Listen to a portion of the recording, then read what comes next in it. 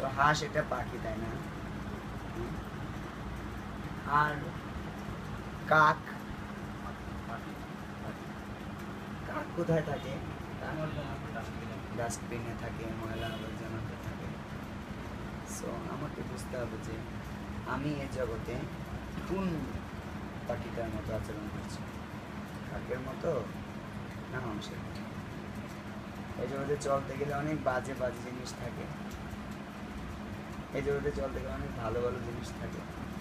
বাজে জিনিসের দ্বারা প্রভাবিত হলে আমি হচ্ছি কাক, আর ভালো ভালো জিনিসগুলো যদি আমি নেই খারাপ জিনিস থেকে বেছে বেছে, তাহলে আমি কে?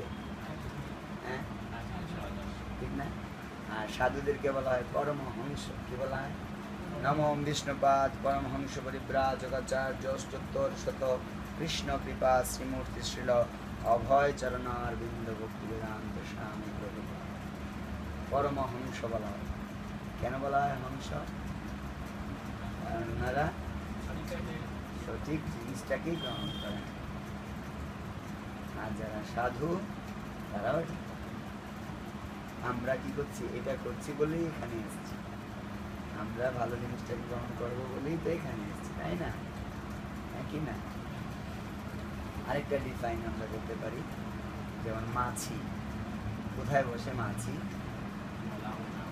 আমার শরীরে একটা ফুরা হলে ফুরাটাতে কি বসবে? মাছি বসবে। আর মৌমাছি কোথায় বসবে?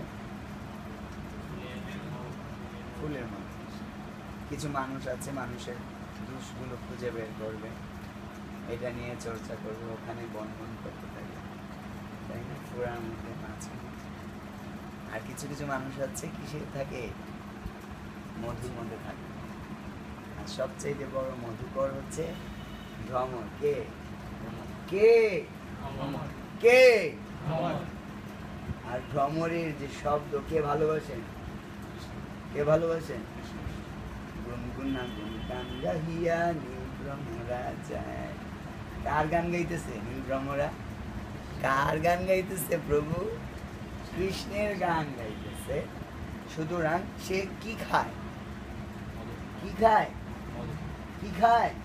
মাছির মতো না মধু? মৌমাছি। হ্যাঁ, যারা সাধু তারা হচ্ছে মৌমাছি, তারা মধু খায় আর মধুকর মানে কৃষ্ণের গান গায়। এই যে সাধুরা কার গান গায়?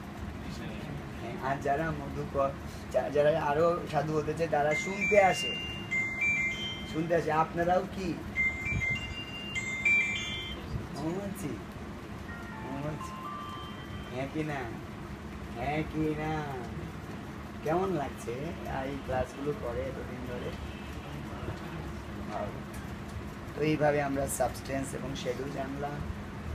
এর আগে আমরা জানলাম আমরা দেহ নই, আমরা হচ্ছি আত্মা। গরম কোথায় লাগে? দেহে লাগে না আত্মার মধ্যে লাগে? দেহে। গরম কোথায় লাগে? যেমন যেমন ধরেন আমরা একটা আম যদি খাই, এই আমটা খেয়ে বিচিটাও খেয়ে ফেলি। আমি বিচিটা কি করি? বিচিটা ফেলে দিই। আর এই বিচি থেকে কি হয়? গাছ থেকে কি হয়? আবার আম হয়। আবার আমটাকে কি করি? আমরা খাই। খেয়ে বীজটা কি করি? বিচি থেকে কি হয়? আবার গাছ থেকে কি হয়? আবার আমটাকে কি করি? আবার আমটাকে খেয়ে কি করি? বিচিও খেয়ে ফেলি। বিচি থেকে কি হয়? আবার কি হয়? এত একটা পূর্ণাঙ্গ প্রসেস। কোনো ঘাটতি আছে? ব্যবসায় লস আছে? কে দিয়েছে এই প্রসেসটা? কে দিয়েছে? হ্যাঁ, ভগবান। আমরা অক্সিজেন গ্রহণ করি, কার্বন ডাইঅক্সাইড ত্যাগ করি। অক্সিজেন কোত্থেকে পাই? আর কার্বন ডাইঅক্সাইড গাছ কোত্থেকে পায়? কি সুন্দর ব্যবসা। তার সাথে কার সাথে? কে করে দিয়েছে? আচ্ছা, কোনো অসুবিধা হচ্ছে শ্বাস নিতে? গাছ কি কার্বন ডাইঅক্সাইড পেতে অসুবিধা হচ্ছে? এখন গাছ কাটতেছে কে? সমস্যার সৃষ্টি কে করতেছে? ভগবান কি ভুল করছিলেন? ভুলটা কে করতেছে? ঠিক না, ঠিক না? প্রবলেম কে তৈরি করছে? আর ভগবানের সৃষ্টিতে কোনো প্রবলেম আছে? এই জন্য আমাদেরকে বুঝতে হবে যে এই যে সাবস্ট্যান্স, উনি হচ্ছেন সম্পূর্ণরূপে সব কিছুর জন্যই দায়ী। আর এই সাবস্ট্যান্সটা হচ্ছে আত্মা। সাবস্ট্যান্সটাকে আজকে যে এই বিল্ডিংটা হয়েছে, এই বিল্ডিংটা কি কারণে হয়েছে? সাবস্ট্যান্সের কারণে না শ্যাডোর কারণে? সাবস্ট্যান্স মানে কি?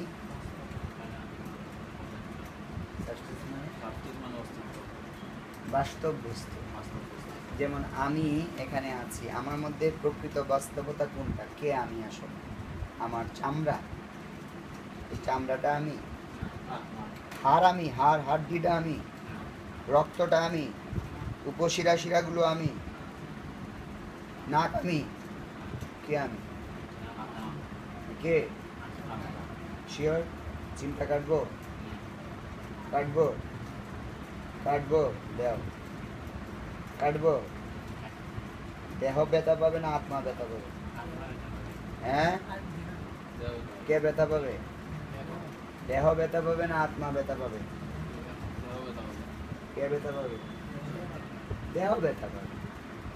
আত্মা ব্যথা পায়? আত্মা মরে? আত্মাকে ভিজানো যায়? আত্মাকে কাটা যায়? আত্মাকে পোড়ানো যায়? করা যায়। তার মানে আমি কে? আমি আত্মা। সুতরাং এই দেহের ভিতরে আমি ঢুকে গেছি বলে কি আমি দেহ হয়ে গেছি? আমি পুরুষ হয়ে গেছি? আমি সুমন হয়ে গেছি? হ্যাঁ, আমি আত্মাই হয়ে গেছি। পাঞ্জাবির ভিতরে ঢুকে গেছি বলে আমি পাঞ্জাবি হয়ে গেছি? মিস্টার পাঞ্জাবি হয়ে গেছি? হয়নি, হয়নি। এটা ভাবা একটু কঠিন যে আমি দেহের ভিতরে ঢুকে গেছি বলে আমি যুবক, আমি দেবর্ষি শ্রীবাস দাস। না, আমি হচ্ছে কৃষ্ণের নিত্য অবিচ্ছেদ্য অংশ। কে? আত্মা। আত্মা। বোঝা যাচ্ছে কথাগুলো? আর এই ভাবটাই হচ্ছে কি সাবস্ট্যান্স। এই বিল্ডিংটা বানানোর জন্য আত্মা লাগছে না দেহ লাগছে? হাত দিয়ে যে ইট তুলেছি, বালি মাখাইছি, সিমেন্ট মাখিয়েছি, কে মাখিয়েছে? আত্মায় না হাত মাখিয়েছে? আত্মা মাখাইছে। টাকা যে ইনকাম করছে, কে ইনকাম করছে? দেহ না আত্মা ইনকাম করছে? আত্মা ইনকাম করছে। দেহটাকে জাস্ট এজ এ মেশিন ব্যবহার করছে। ঠিক আছে? কেউ কেউ অনেক বড় গাড়িতে ঢুকে যায়, মার্সিডিজ বেঞ্জ, কয়েক কোটি টাকা দামের গাড়িতে ঢুকে গিয়ে মনে করে আমি গাড়ি। কেউ কেউ এফজেড এর উপরে বসে, ওইসব এফজেড গাড়ি চালায়, মনে করে যে আমি এফজেড হুন্ডা। মনে করে না? করে না? দেখছেন না অনেকে মোটরসাইকেল যে চালায়, কিভাবে নিজেরে আমি মোটরসাইকেল ভাব, কিভাবে আমি মোটরসাইকেল, কিন্তু আসলে কি আমি মোটরসাইকেল? আমার জন্য এই দেহটা আমি না, আমার আত্মাকে প্রকৃত গাইড করার জন্য, প্রকৃত কাজে লাগানোর জন্য এই দেহটা ভগবানের কোম্পানি থেকে আমাকে দেওয়া হয়েছে, এবং এটা বুঝতে হবে আমাকে। এটাই হচ্ছে সায়েন্স অফ সোল। সোল কথাটাকে বোঝার জন্য আমাদেরকে এ জগতে পাঠানো হয়েছে, এবং এই সোলের যে উৎস সুপার সোল, তার সাথে রিলেশনশিপ বিল্ড আপ করার জন্য আমাদেরকে এই জগতে পাঠানো হয়েছে। এর আগের ক্লাসে আমরা জানছিলাম যে অনেক রকমের প্রোডাকশন আছে দেহের। কত প্রকারের দেহ আছে? 84 লক্ষ প্রকারের দেহ আছে। কত প্রকারের দেহ আছে? এরকম শার্ট কত কালারের পাওয়া যাবে? ঠিক এরকম শার্ট আছে, সালোয়ার কামিজ আছে, শাড়ি আছে, টি শার্ট আছে, আর কি আছে, ম্যাক্সি আছে, আর কি আছে, কত ড্রেস আছে, পাঞ্জাবি আছে, কত ড্রেস আছে। তো আমাদের কত রকম ড্রেস আছে? 84 লক্ষ প্রকার ড্রেস আছে। এর মধ্যে শুধুমাত্র এই মনুষ্য ড্রেস যখন আত্মা লাভ করে, কি কি ড্রেস লাভ করে? তখনই সে আত্মতত্ত্ব জ্ঞান লাভ করতে পারে, তখনই তার পাপ হওয়ার সম্ভাবনা থাকে, পুণ্য হওয়ার সম্ভাবনা থাকে, স্বীকৃতি লাভ করে কৃষ্ণের কাছে পৌঁছে যাওয়ার সম্ভাবনা থাকে। কিন্তু কুকুরের এই যোগ্যতাটা নেই। এই জন্য বলছে দ্য ট্রিবালাইজ অফ হিউম্যানিটি, বৈদিক উইজডম। এই বৈদিক জ্ঞান লাভ করার জন্য সবচেয়ে সুবিধাজনক দেহ বা পোশাক হচ্ছে এই মনুষ্য দেহ। বোঝা গেল? বুঝতে পেরেছেন? বুঝতে পেরেছেন? কি বুঝতে পেরেছেন?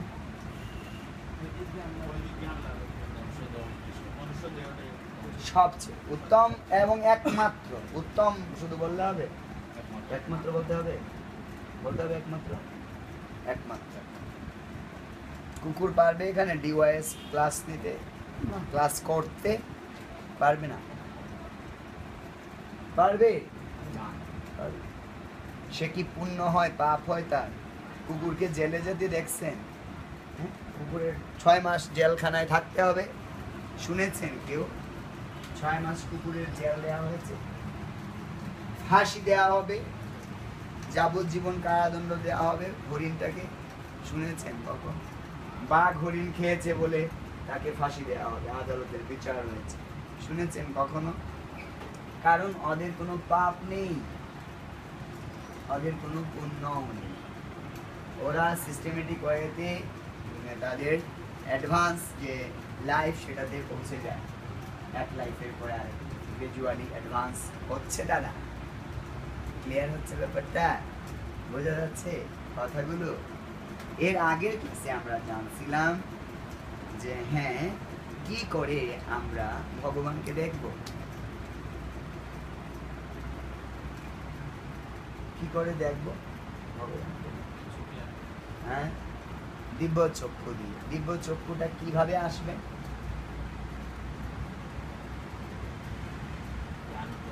জ্ঞান অর্জনের মাধ্যমে। Very good, very good. তার মানে কানের দ্বারা দেখবো আমরা ভগবানকে। কিসের দ্বারা দেখবো? কানের দ্বারা দেখবো আমরা ভগবান। কিসের দ্বারা দেখবো? কান দ্বারা। কেমন এটা ব্যাপারটা? কান দ্বারা কি করে দেখি আমরা? যেমন আপনাকে সুমন প্রভু বললেন, আমার একটা ফ্রেন্ড আছে, তুমি যখন জিন্দাবাজার যাবে তখন সে তোমাকে রিসিভ করবে। তার চেহারাটা গুলগাল, তার নাকটা একটু চ্যাপ্টা হতে পারে, গালগুলো একটু বড় বড়, মুখটা মণিপুরীদের মতো, গ্রামীণ চেক। এটা গ্রামীণ চেক, মানে এটা কীরকম চেক?